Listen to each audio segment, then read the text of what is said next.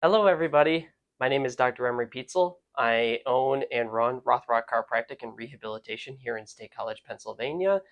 And this month, we're going to continue with a series that we're calling our top five or the five most common.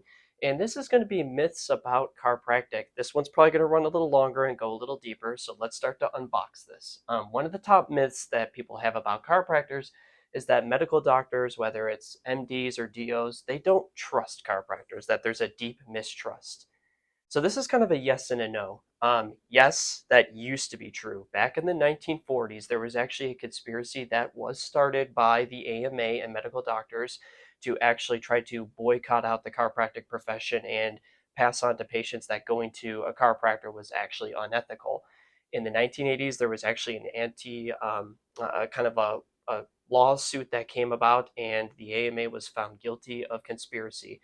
So that's actually where a lot of that misconception comes from, is that that used to be the case, but today it's a very different conversation and a very different dialogue. Chiropractic, whether it's been through the chiropractic profession or physical therapy studies, have shown that manipulative therapy is both safe and effective for relieving pain and improving functionality. And as those studies have come along, doctors and the AMA have come a lot more along with trusting the chiropractic profession. So, again, not as true as it used to be. Myth number two that we hear is that adjustments are dangerous. And there is one set of adjustments that is the riskiest of all, and that is the cervical spine adjustments. There is a chance that we can cause a artery dissection injury that can lead to a stroke. But the meta analysis, most recent from 2022, found that that occurrence was only about 1.5 per 10 million neck adjustments that were performed. Now, that number still isn't zero. There is still definitely a risk, but for point of comparison, about 1 in 700 people that take ibuprofen for prolonged use, a month or longer, check into the hospital with bleeding gastric ulcer symptoms. So, ibuprofen I generally consider to be a very safe over the counter thing to take, and that's even more dangerous than getting your neck adjusted. Again, the risk is still there, but for the most part, the benefit far outweighs the risk. Also, is another kind of little caveat to point out, on the average medical doctor, their annual premium for malpractice insurance is about $18,000, where the typical chiropractic doctor in the US is paying $3,750 average on premium. So, just by the risk on malpractice, the numbers are kind of telling you chiropractic is not anywhere near as dangerous, hence why the numbers reflect that. Our number three myth about chiropractors is that chiropractors are less educated than other types of doctors, dentists, and optometrists, and medical doctors. And that, again, is simply not correct. Chiropractic school is also going to be a 4-year degree, much like medical school.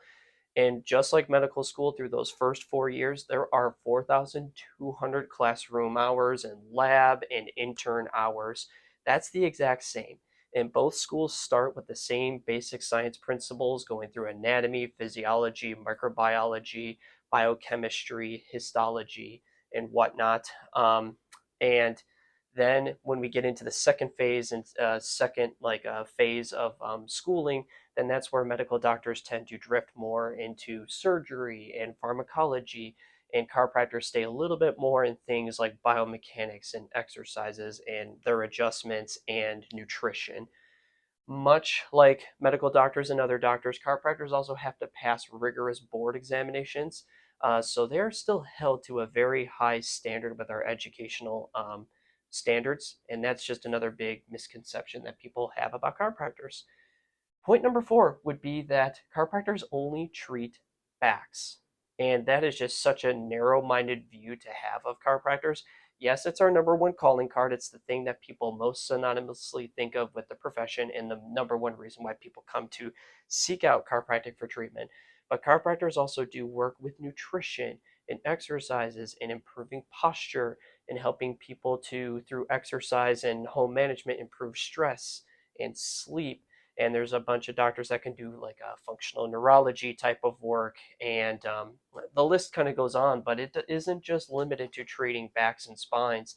At this office, through our rehab approach, we do a lot with extremity type pain, We help people with TMJ type pain or tension headaches.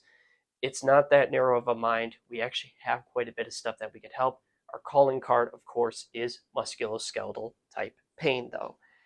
The last myth that we get is that chiropractic work is only for adults. While the vast majority of people that go to chiros are adults, there are a lot of things that chiropractors can provide insight and help with to help kids. Like if a young adolescent suffers a sprained straight injury in a sport, then we have the ability to give them exercises and some muscle work in office and a couple of adjustments to make a big difference too.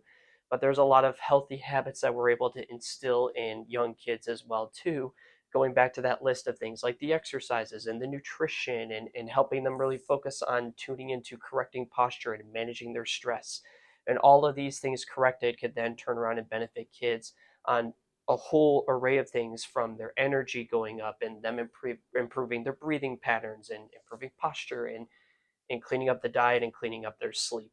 So these are sort of five really quick myths that we hear pretty often about our profession. And the thing is each of these have a little bit of validity as to why they have popped up as a myth, but hopefully this video did a pretty good job of walking through why those myths are myths and in fact not truths.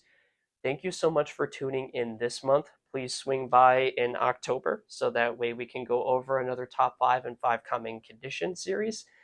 Thank you so much for watching, and everybody, please take care until next time.